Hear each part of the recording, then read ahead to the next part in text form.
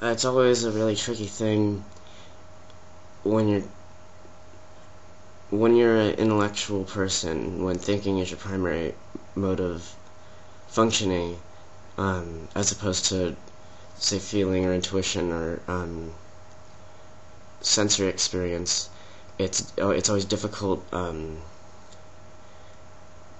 It's always difficult to use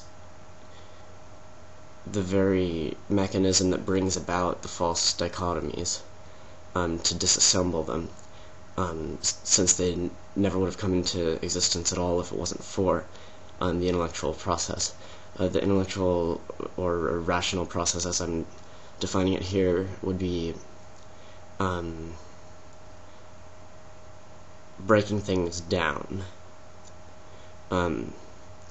in opposition then an intuitive process would be more constructive, taking multiple items and putting them into a whole. So it's completely backwards. But that's what it sounds like. It sounds like that's what you're attempting to do. And the way that I think that ends up happening, going that particular route, is through an eventual complete giving up, because conceptualizing concepts is a redundant or cyclical process, obviously. Even saying that is completely empty and devoid of meaning.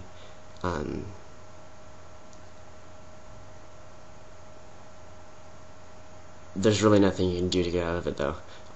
Once you've gone past a certain point, taking that particular road, you have to just keep persisting until you realize that you can't get out that way,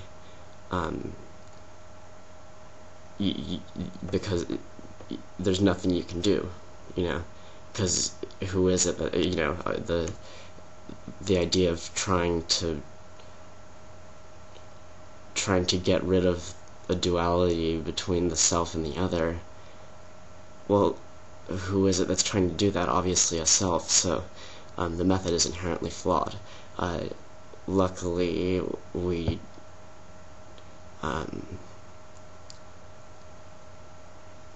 get tired. And at that point we realize that the self cannot disassemble a duality in which its identity comes into being. There wouldn't be a self without the conceptualizing, so there wouldn't be a self to get rid of. So that's the whole joke. There's nowhere to go and nothing to do, because what you're trying to get rid of doesn't even exist.